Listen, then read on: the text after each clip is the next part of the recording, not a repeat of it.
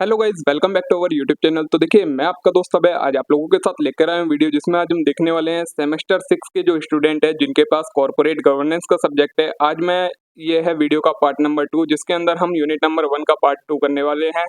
Part 1 पहले से channel पर अपलोड हो रखा है, अगर आपने अभी तक नहीं देखा है तो आप उसे वहां चेक कर सकते हैं। आज जगह वीडियो का पार्ट नंबर 2, जिसमें हम आगे का कंसेप्ट कवर करने वाले हैं। जिन नोट्स में से मैं आपको ये कवर करवा रहा हूँ सारी चीज़ें, वो पेड नोट्स हैं। अगर आपको वो परचेज़ करने हैं तो आप मेरे को व्हाट्सएप या टेलीग्राम पर डीएम कर सकते हैं, वहाँ से आप उन नोट्स को परचेज़ कर सकते हैं। तो चलिए शुरू करते हैं हम अपनी आज की वीडियो और देखते हैं इस पार्ट नंबर 2 को। तो देखिए, आज हमें स्टार्ट करना है की difference between management and corporate governance, ये और इससे आगे का कंसेप्ट। इससे पिछला कंसेप्ट हम लास्ट वाली वीडियो में कवर कर चुके हैं। अगर आपने अभी तक नहीं देखा है तो आप उसे चेक कर सकते हैं। मैनेजमेंट और कॉर्पोरेट गवर्नेंस के बीच में क्या डिफरेंस होता है? पहला आता है फोकस के बेसिस पर। तो जो मैनेजमेंट है वो day to day operations and decision making के ऊपर फोकस करती है। वहीं जो कॉर्पोरेट गवर्नेंस है वो oversight, accountability and strategic direction. जो कॉर्पोरेट गवर्नेंस होती है वो गाइडेंस प्रोवाइड करवाने में, अकाउंटेबिलिटी प्रोवाइड करवाने में और स्ट्रेटेजिक डायरेक्शन प्रोवाइड करवाने में हेल्प करती है। नेक्स्ट है प्राइमरी रिस्पॉन्सिबिलिटी। तो executing strategies ensuring operational efficiency. Management की प्राइमरी रिस्पॉन्सिबिलिटी क्या होती है कि जो स्ट्रेटेजीज कॉर्पोरेट गवर्नेंस ने क्रिएट करी हैं, कॉर्पोरेट हाई लेवल के पर्सन्स ने क्रिएट करी हैं ऑर्गेनाइजेशन के अंदर, उन्हें इम्प्लीमेंट करे, एग्जीक्यूट करे और ऑपरेशनल एफिशिएंसी बनाए रखे। कॉर्पोरेट गवर्नेंस की प्राइमरी रिस्पॉन्सिबिलिटी क्या है? Ensuring the company is ethically managed and align with stakeholder interest. जो कॉर्पोरेट गवर्नेंस है उसको प्राइमरी रिस्पॉन्सिबिलिटी है कि वो ये ध्यान रखे कि जो कंपनी है वो एथिकली रन हो रही है और स्टेक होल्डर के इंटरेस्ट को ध्यान में रखकर सारी चीजें करी जा रही है। नेक्स्ट है स्कोप के बेसिस पर। तो मैनेजमेंट का स्कोप क्या होता है? Internal operations, resource management, employee relation and performance. जो मैनेजमेंट है वो इंटरनल ऑपरेशंस को ध्यान रखेगा, रिसोर्स को इफेक्टिवली मैनेज करेगा, एम्प्लॉय के साथ अच्छी रिलेशंस क्रिएट करेगा और परफॉर्मेंस पर ध्यान रखेगा। कॉर्पोरेट गवर्नेंस का स्कोप क्या होता है? तो external and internal oversight, compliance, risk management and strategic direction. External और इंटरनल दोनों तरीके की चीजों को ध्यान में रखना, कंप्लायंस होते रहे सारी चीजों का ये ध्यान रखना, रिस्क को मैनेज करना और ऑर्गेनाइजेशन को एक स्ट्रेटेजिक डायरेक्शन प्रोवाइड करवाना, ये कॉर्पोरेट गवर्नेंस का स्कोप होता है। नेक्स्ट आता है अथॉरिटी। तो manager make decision regarding daily operations and resources. जो मैनेजमेंट होते हैं उसके पास क्या अथॉरिटी होती है कि जो मैनेजर है वो डेली ऑपरेशन से रिलेटेड और रिसोर्सेज से रिलेटेड डिसीजन ले सकते हैं। वहीं कॉर्पोरेट गवर्नेंस के अंदर the board of director provide oversight and ensure that management act in companies best interest. जो कॉर्पोरेट गवर्नेंस होते हैं उसके अंदर जो बोर्ड ऑफ डायरेक्टर होते हैं उनके पास अथॉरिटी होती है कि वो डायरेक्शन प्रोवाइड करवाएंगे और ये ध्यान रखेंगे कि जो मैनेजमेंट है वो कंपनी के इंटरेस्ट के अकॉर्डिंग सारे काम कर रही है। नेक्स्ट है डिसीजन मेकिंग प्रोसेस। तो मैनेजमेंट के अंदर manager take decision based on operational need and market demand. Management के पास डिसीजन मेकिंग के प्रोसेस में मैनेजर्स क्या करते हैं? डिसीजन लेते हैं operational day to day needs के अकॉर्डिंग और मार्केट की डिमांड्स के अकॉर्डिंग, कि मार्केट में क्या डिमांड है, क्या हमारी ऑपरेशनल नीड्स हैं, उनके अकॉर्डिंग मैनेजमेंट डिसीजन लेते हैं। कॉर्पोरेट गवर्नेंस में डिसीजन मेकिंग का प्रोसेस क्या होता है? तो the board of director makes a decision on major issue like merger, executive appointment and overall company strategy. Corporate governance के अंदर जो बोर्ड ऑफ डायरेक्टर होते हैं वो जो भी डिसीजन होते हैं वो लेते हैं, चाहे वो मर्जर का डिसीजन हो, किसी एग्जीक्यूटिव को अपॉइंट करना हो या फिर कंपनी की स्ट्रेटेजी बनानी हो, तो उससे रिलेटेड जो भी डिसीजन होते हैं वो बोर्ड ऑफ डायरेक्टर्स लेते हैं। नेक्स्ट है अकाउंटेबिलिटी। तो मैनेजमेंट के अंदर accountable to the board of director, shareholder and other stakeholder. जो मैनेजमेंट है वो बोर्ड ऑफ डायरेक्टर को, शेयर होल्डर्स को और दूसरे स्टेक होल्डर्स को अकाउंटेबल होते हैं, आंसरेबल होते हैं। जो आपका कॉर्पोरेट गवर्नेंस है accountable to shareholder, regulator and other stakeholder for overall corporate behaviour and decision making. जो कॉर्पोरेट गवर्नेंस के अंदर बोर्ड ऑफ डायरेक्टर्स वगैरह होते हैं वो शेयर होल्डर को अकाउंटेबल होते हैं, स्टेक होल्डर्स को अकाउंटेबल होते हैं कि कंपनी का बिहेवियर क्या है, कंपनी किस तरीके से डिसीजन मेकिंग कर रही है, उसके लिए आंसरेबल ये होते हैं। ठीक है, तो ये आपका बेसिक डिफरेंस हो गया कि एक कॉर्पोरेट गवर्नेंस और मैनेजमेंट के बीच में क्या डिफरेंस होता है। अब नेक्स्ट टॉपिक हमारा स्टार्ट होता है थ्योरीज ऑफ कॉर्पोरेट गवर्नेंस की। जो कॉर्पोरेट गवर्नेंस है उसकी कौन कौन सी थ्योरीज हैं। कुछ थ्योरीज के नाम आपको मेंशन करे गए हैं, सिर्फ उन्हीं के बारे में आपको पढ़ना है। तो जैसे पहली है हमारी agency theory. Agency theory is one of the most widely discussed theory in corporate governance primarily because it explain the potential conflict that arise between the principal and the agent who are interested with day to day operation of the company। Agency theory काफी ज्यादा discussed theory है corporate governance के अंदर। क्यों है discussed theory? क्योंकि ये किनके बारे में बताती है कि जो प्रिंसिपल्स हैं, प्रिंसिपल्स में यहाँ पर किसकी बात करी गई है, जो भी शेयर होल्डर्स हैं कंपनी के या ओनर्स हैं उन्हें बोला गया है प्रिंसिपल, और एजेंट बोला गया है जो उन्हें मैनेज करते हैं जैसे कि मैनेजर और एग्जीक्यूटिव। तो प्रिंसिपल और एजेंट के बीच में जो भी कन्फ्लिक्ट होता है उसके बारे में कौन सी थ्योरी हमें बताती है? एजेंसी थ्योरी इसके बारे में हमें बताती है कि किस वजह से कन्फ्लिक्ट होता है, क्या क्या रीजंस हो सकते हैं, क्या सॉल्यूशंस हो सकते हैं, ये सारी चीजों के बारे में। The theory provide insights into why corporate governance mechanisms are necessary to align the interest of these two group and ensure the company long term success। और ये थ्योरी ये भी बताती है कि कॉर्पोरेट गवर्नेंस के अंदर इन दोनों का ही, प्रिंसिपल और एजेंट के इंटरेस्ट को ध्यान में रखना क्यों जरूरी है, इन दो ग्रुप्स के इंटरेस्ट से किस तरीके से कंपनी की लॉन्ग टर्म सक्सेस डिपेंड करती है, कि किस तरीके से अगर ये दोनों का इंटरेस्ट को ध्यान में रखकर काम किया जाएगा तो कंपनी लॉन्ग टर्म तक सस्टेन करेगी और सक्सेस होगी। की element of agency theory. Agency theory के क्या क्या की एलिमेंट होते हैं? तो पहला एलिमेंट होता है प्रिंसिपल, जिसे कहा जाता है शेयर होल्डर या ओनर। द इंडिविजुअल और entity that own the company and invest capital with the expectation of return. Principal हम किसे कहते हैं? एक ऐसा इंडिविजुअल या एंटिटी जो कि कंपनी के अंदर अपनी कैपिटल इन्वेस्ट करती है रिटर्न की एक्सपेक्टेशंस के लिए। They rely on manager to make decision that increase the company value. ये मैनेजर्स के ऊपर रिलाई करते हैं जिससे क्या होती है, कंपनी की वैल्यू इंक्रीज हो जाती है। नेक्स्ट हैगा एजेंट। एजेंट के अंदर आते हैं आपके मैनेजर्स और एग्जीक्यूटिव।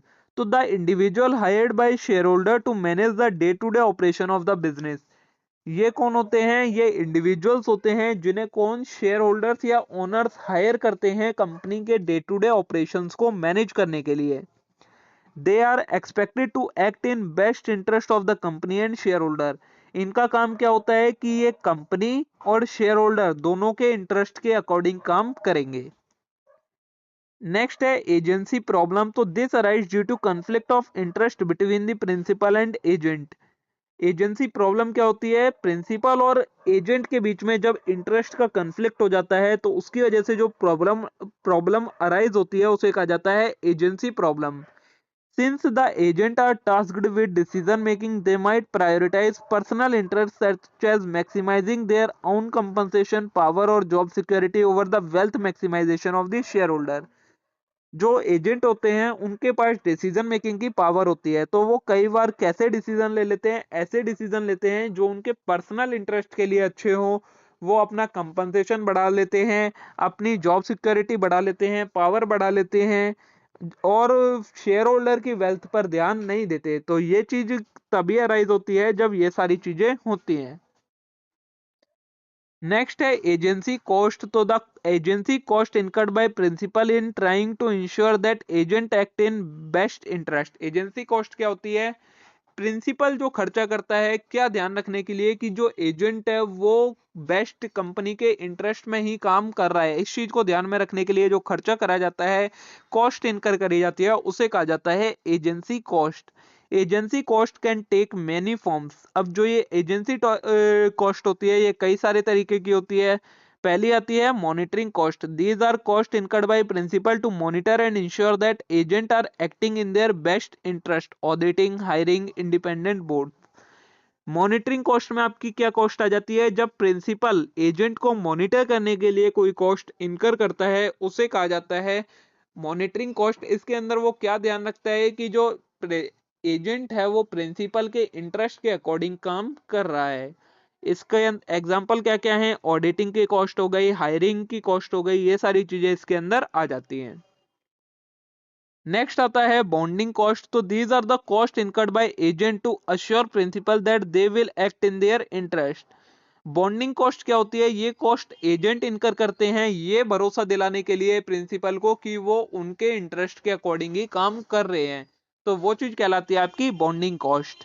इसके अंदर आ जाता है आपका performance based compensation such as bonus, stock option, ये सारी चीजें।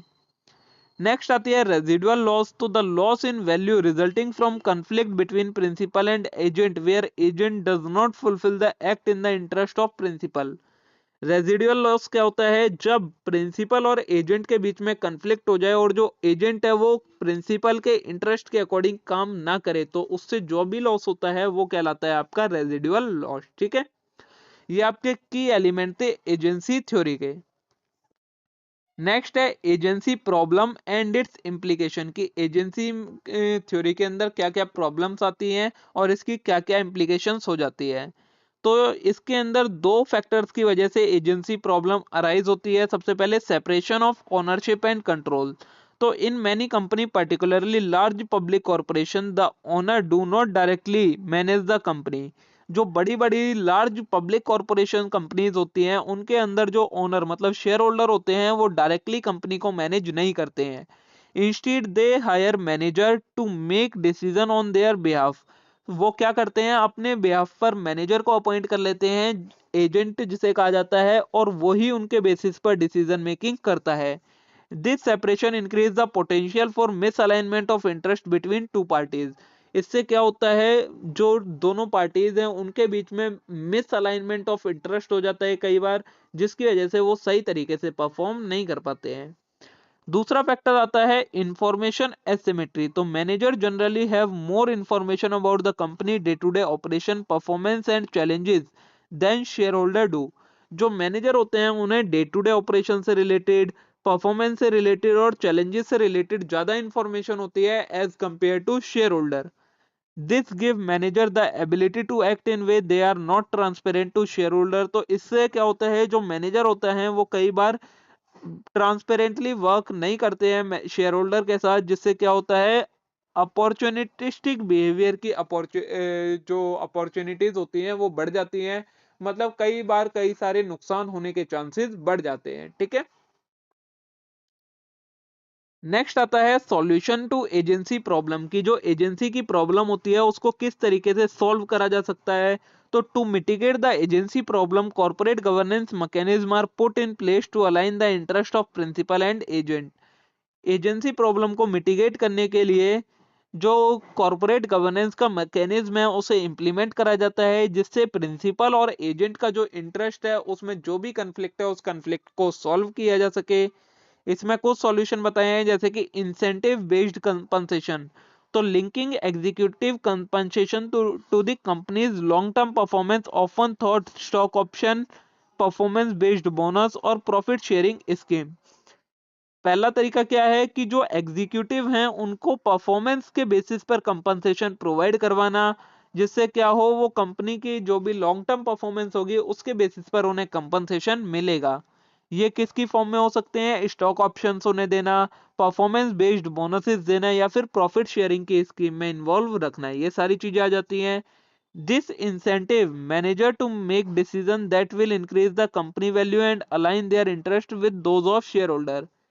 जो ये इंसेंटिव्स होते हैं वो मैनेजर को और ज्यादा अच्छे डिसीजन लेने में हेल्प करते हैं, जिससे कंपनी की वैल्यू बढ़ती है और जो कंपनी का इंटरेस्ट है वो शेयर होल्डर के इंटरेस्ट के साथ अलाइन करता है।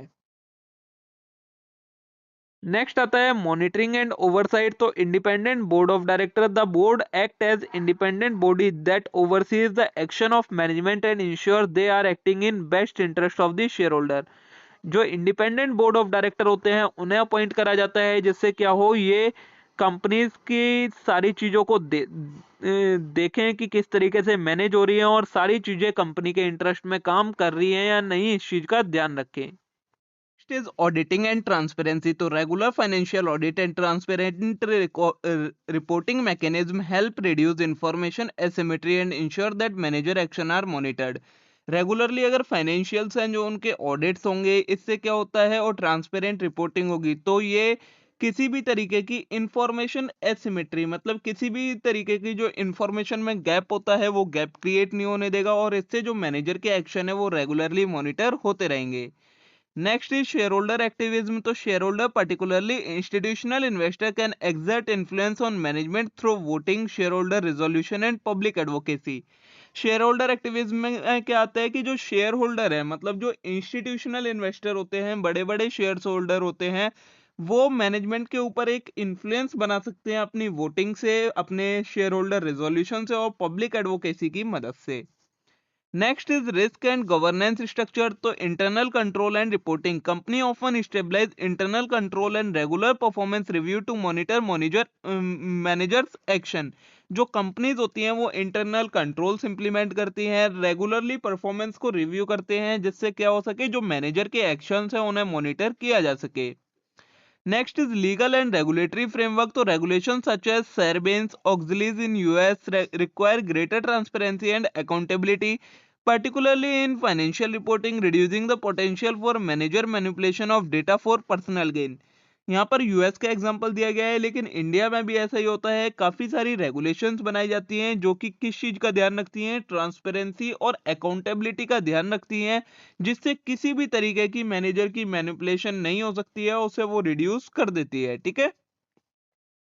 नेक्स्ट है सेपरेशन ऑफ रोल्स। तो separating the role of CEO and chairperson of the board can reduce the concentration of power in the hand of one individual, ensuring that board can effectively oversees management decision.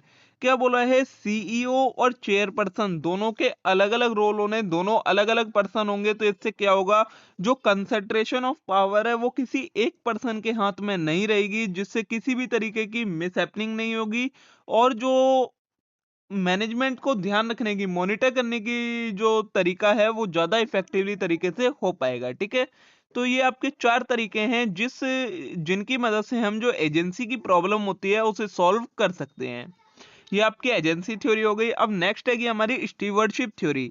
Stewardship theory is an alternative to agency theory in corporate governance. Stewardship theory क्या है, जैसे agency theory थी उसी का एक alternative है stewardship theory. It present more positive and trust based view of relationship between principal and agent. ये भी हमें किस बारे में बताता है, प्रिंसिपल और एजेंट की रिलेशनशिप के बारे में ही बताता है, लेकिन एजेंसी थ्योरी से थोड़ी सी ज्यादा पॉजिटिव रिलेशनशिप के बारे में बताता है।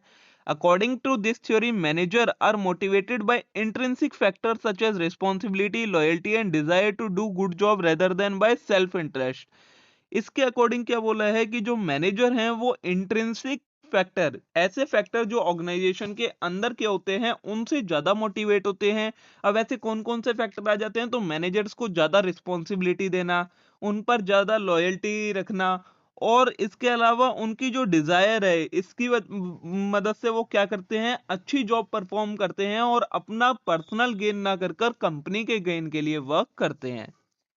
इस थ्योरी की कुछ एजम्पशंस हैं। पहली है ट्रस्ट इन मैनेजर। तो the theory assume that manager are fundamentally trustworthy and will act in the best interest of the company. इस थ्योरी के अकॉर्डिंग मैनेजर्स को ट्रस्टवर्दी माना जाता है और ये सोचा जाता है कि जो ये मैनेजर्स वर्क करेंगे वो कंपनी के इंटरेस्ट में काम करेंगे। They have a vested interest in organization long term success which align with shareholder goal। ये मानते हैं कि जो मैनेजर हैं वो ऑर्गेनाइजेशन की लॉन्ग टर्म सक्सेस के इंटरेस्ट में काम करेंगे, जो कि शेयर होल्डर के गोल्स के साथ भी अलाइन करती हैं चीजें। नेक्स्ट है organisational success equal personal success. तो manager as steward sees the success of company as a reflection of their own success. इस थ्योरी के अंदर जो मैनेजर्स होते हैं वो ये देखते हैं कि अगर कंपनी की सक्सेस होगी तो उससे क्या होगा, हमारी पर्सनल सक्सेस भी होगी। By ensuring the company's success, manager feel a sense of accomplishment, recognition and fulfillment in their career. Company की सक्सेस को इंश्योर करके, मतलब कंपनी को सक्सेस करवा के मैनेजर क्या फील करते हैं कि इससे उनकी पर्सनल अकम्पलिशमेंट, जो उन्हें गोल अचीव करने थे वो गोल भी अचीव हो गए, उनको रिकग्निशन भी मिल रहा है और उनकी जो करियर से रिलेटेड डिजायर्स थी वो भी फुलफिल हो रही है। नेक्स्ट assumption है इंट्रिंसिक रिवॉर्ड। तो manager drive personal satisfaction from achieving company goal, having a meaningful impact on organisation and seeing their decision benefit of the company over time. Manager इसके अंदर क्या देखते हैं, अपना पर्सनल सेटिस्फैक्शन है वो मैनेजर कैसे ड्राइव करते हैं, कंपनी के गोल्स को अचीव करके, कंपनी को एक मीनिंगफुल इम्पैक्ट प्रोवाइड करवा के कि मैनेजर्स के डिसीजन की वजह से कंपनी की सक्सेस हुई, ये चीज देखकर उन्हें पर्सनल सेटिस्फैक्शन मिलता है। Next up, fourth, limited need for monitoring. Since managers are motivated to act in company's best interest, stewardship theory suggests that strict monitoring, surveillance, and control measures as advocated in agency theory are unnecessary. क्या बोला है, अगर manager खुद ही motivate हैं company के best interest में काम करने के लिए, तो स्टीवर्डशिप थ्योरी के अंदर हमें किसी भी तरीके की ज्यादा मॉनिटरिंग सर्विलियंस नहीं रखनी होती है, जैसे कि हम एजेंसी थ्योरी में रखते हैं। स्टीवर्डशिप में उसकी जरूरत नहीं होती है, वो अननेसेसरी होती है। Trust and mutual respect between the board and management are sufficient. सिर्फ बोर्ड और मैनेजर्स के बीच में अगर ट्रस्ट है, म्यूचुअल रिस्पेक्ट है, तो वो काफी है मैनेजर को सही से काम करवाने के लिए। ठीक है, अब नेक्स्ट टॉपिक आता है हमारा इस थ्योरी में, एडवांटेजेस ऑफ स्टीवर्डशिप थ्योरी की। इस थ्योरी के क्या क्या एडवांटेजेस होते हैं। तो पहला आता है enhanced trust and collaboration. Since managers are viewed as trustworthy stewards, the relationship between the board and management is based on trust and cooperation, which can lead to a more harmonious working environment.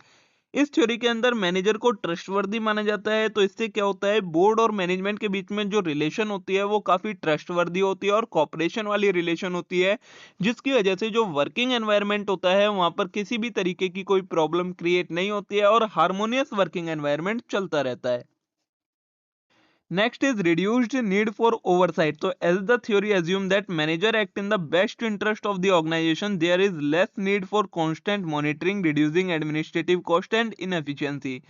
जैसा कि माना जाता है कि जो manager हैं वो company के बेस्ट इंटरेस्ट में काम करते हैं, तो फिर उनके लिए कांस्टेंट मॉनिटरिंग और मॉनिटरिंग वगैरह की भी जरूरत नहीं पड़ती है, जिसकी वजह से जो एडमिन कॉस्ट है वो कम हो जाती है और किसी भी तरीके की इनएफिशिएंसीज नहीं होती हैं। नेक्स्ट है लॉन्ग टर्म वैल्यू क्रिएशन। तो stewardship theory encourage decision making that focus on sustainable long term goal rather than short term financial performance. Stewardship theory क्या इनकरेज करती है कि जो मैनेजर डिसीजन ले वो किस तरीके से लें कि लॉन्ग टर्म गोल्स को अचीव कर सके, ना कि वो शॉर्ट टर्म गोल्स पर इतना ज्यादा ध्यान दे। मतलब शॉर्ट टर्म गोल्स को भी फुलफिल करे लेकिन लॉन्ग टर्म गोल्स को ध्यान में रखते हुए कोई भी डिसीजन ले। This create a foundation for enduring organisational success. इससे क्या होता है, जो ऑर्गेनाइजेशन की सक्सेस है वो ज्यादा होती है। Next is managerial autonomy. तो giving manager more autonomy can lead to better decision making as they are empowered to take action without excessive interference from the board. जो मैनेजर हैं उन्हें ज्यादा ऑटोनॉमी, मतलब ज्यादा पावर देने से क्या होता है, वो अच्छी डिसीजन मेकिंग करते हैं, क्योंकि उन्हीं के ऊपर सारी अकाउंटेबिलिटी आ जाती है, रिस्पॉन्सिबिलिटी आ जाती है कि वो जो भी एक्शन लेंगे वो उनके एक तरीके से परफॉर्मेंस को दिखाएगा और उसके अंदर किसी और की इंटरफेरेंस नहीं होती है, तो वो डायरेक्टली रिस्पॉन्सिबल और अकाउंटेबल होते हैं उस डिसीजन के लिए। This can improve organisational flexibility and responsiveness. इससे क्या होता है, ऑर्गेनाइजेशन की फ्लेक्सिबिलिटी बढ़ती है, रिस्पॉन्सिवनेस बढ़ जाती है। Next is employee morale. तो manager who are trusted as steward are likely to instill a positive corporate culture, motivating employee to work toward the company long term objective. ऐसे manager जो trustworthy होते हैं वो क्या करते हैं, पॉजिटिव वर्क कल्चर क्रिएट करते हैं, एम्प्लॉयज को भी मोटिवेट करते हैं कि वो कंपनी के लॉन्ग टर्म ऑब्जेक्टिव को अचीव करवाने की तरफ काम करें। ठीक है, नेक्स्ट अब हमारा क्रिटिसिज्म ऑफ स्टीवर्डशिप थ्योरी की। इस थ्योरी के क्या क्या क्रिटिसिज्म है, क्या क्या ड्रॉबैक्स हैं। तो पहला आता है over optimistic view of manager. Stewardship theory assume that manager will always act in best interest of the company, but this may not always be the case. In reality, some manager may still act in their own self-interest, particularly in large corporation where there is separation between ownership and control. Stewardship theory यही assume करती है कि जो manager है वो हमेशा company के best interest में वर्क करेंगे, लेकिन ऐसा हमेशा नहीं होता है। कई बार कुछ मैनेजर होते हैं वो क्या करते हैं, अपने सेल्फ इंटरेस्ट के लिए भी काम करते हैं। पर्टिकुलरली जो बड़ी बड़ी ऑर्गेनाइजेशन होती हैं जहां पर ओनरशिप और कंट्रोल दोनों अलग अलग लोगों के हाथ में होते हैं, वहां पर मैनेजर से इस तरीके से काम नहीं करते हैं और वो अपना सेल्फ इंटरेस्ट पहले देखते हैं। तो ये इसका एक क्रिटिसिज्म हो जाता है। फिर आता है लैक ऑफ अकाउंटेबिलिटी। तो since the theory assume that manager act in the organisation best interest, it में lead to lack of sufficient checks and balance. Without oversight unethical और inefficient management practice could be go unnoticed. इस theory में क्या assume करा जाता है, जो manager work करेगा वो कंपनी के इंटरेस्ट में ही काम करेगा। तो इसकी वजह से कई बार क्या होता है, पूरे तरीके से सफिशिएंट चेक्स नहीं हो पाते हैं, सफिशिएंट मॉनिटरिंग नहीं हो पाती है, जिसकी वजह से जो मैनेजर के कुछ अनएथिकल इनएफिशिएंट स्टेप्स एक्शन होते हैं वो भी बिना नोटिस किए ही चले जाते हैं, वो परफॉर्म कर देते हैं, उनका कोई नोटिस मॉनिटरिंग नहीं होती है। तो इससे लैक ऑफ अकाउंटेबिलिटी क्रिएट हो जाती है। Next is risk of managerial entrenchment. तो empowering manager with the autonomy and trust could lead to managerial entrenchment where manager become too powerful and make decision that protect their own interest rather than those of shareholder. Managers को काफी ज्यादा power provide करवा देने से क्या होता है, एक मैनेजर्स हैं उनके अंदर काफी ज्यादा पावर आ जाती है, जिसकी वजह से वो ऐसे डिसीजन लेते हैं और अपने आप के खुद के सेल्फ इंटरेस्ट को प्रोटेक्ट कर लेते हैं और स्टेक होल्डर शेयर होल्डर के इंटरेस्ट को इतना ध्यान नहीं देते। पहले वो अपने इंटरेस्ट को प्रोटेक्ट करते हैं, अपने आप को प्रोटेक्ट करते हैं उस पावर को से, उसके बाद शेयर होल्डर पर ध्यान देते हैं। तो एक तरीके से ये क्या हो जाता है, मिसयूज ऑफ पावर भी हो जाता है।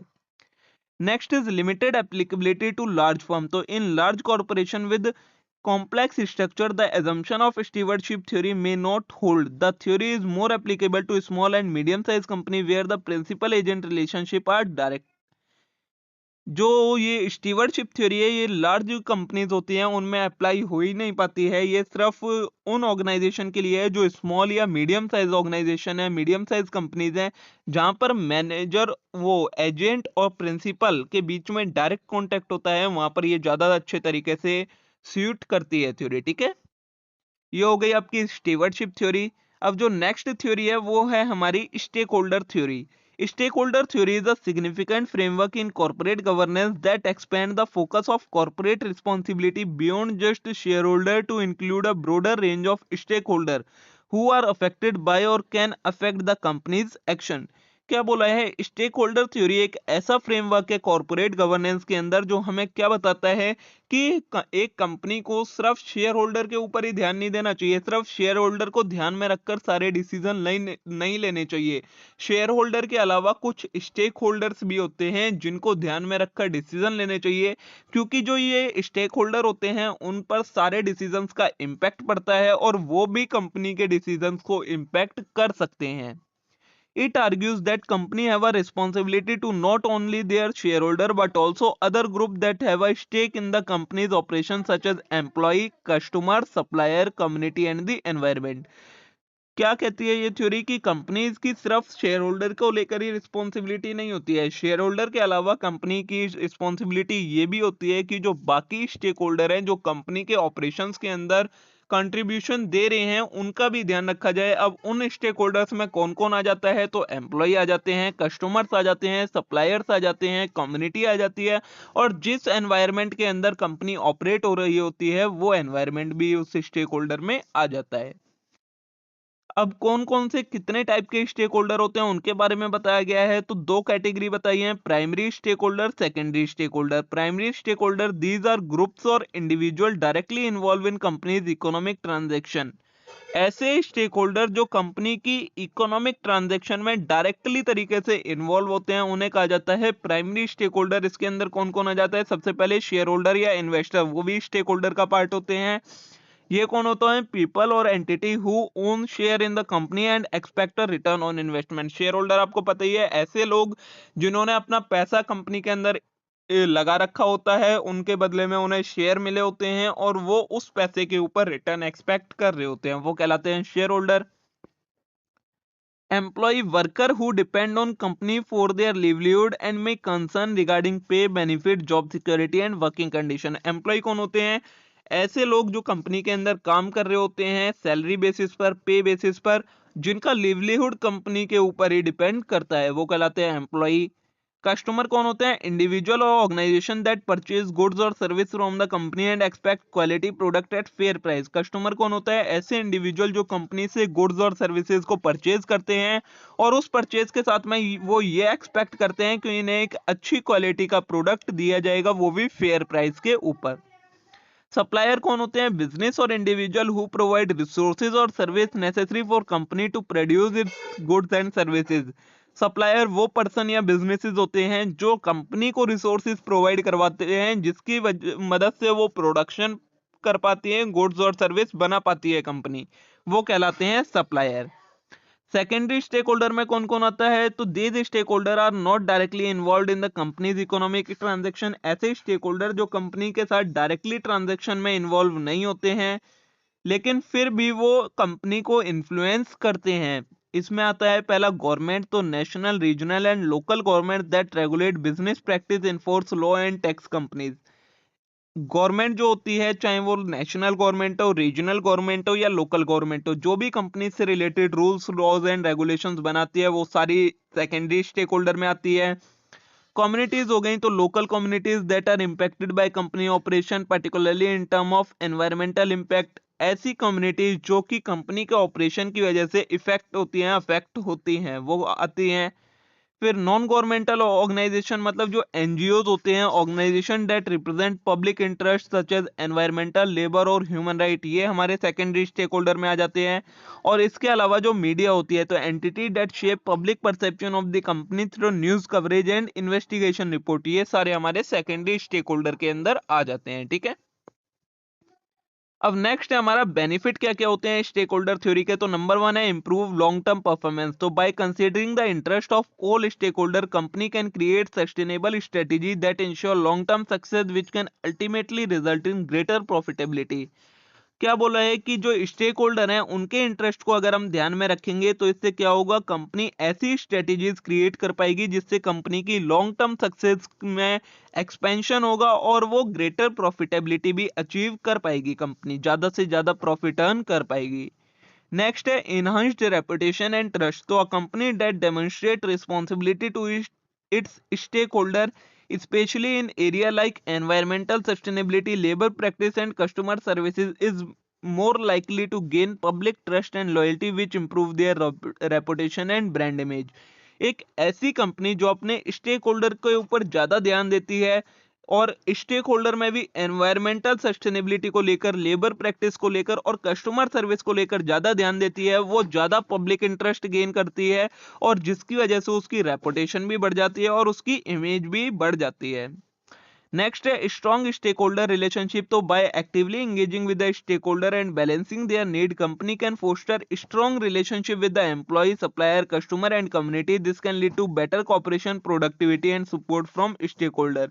जब कंपनी रेगुलर बेसिस पर अपने स्टेक होल्डर के साथ एंगेज रहती है, उनकी नीड्स को समझती है और अपनी नीड्स को उन्हें बताती है, तो इससे क्या होता है, एक अच्छी रिलेशनशिप क्रिएट हो जाती है उनके बीच में, जिसकी वजह से उनका कॉपरेशन बढ़ता है, प्रोडक्टिविटी बढ़ती है और स्टेक होल्डर से एक अच्छा सपोर्ट उन्हें मिलता है।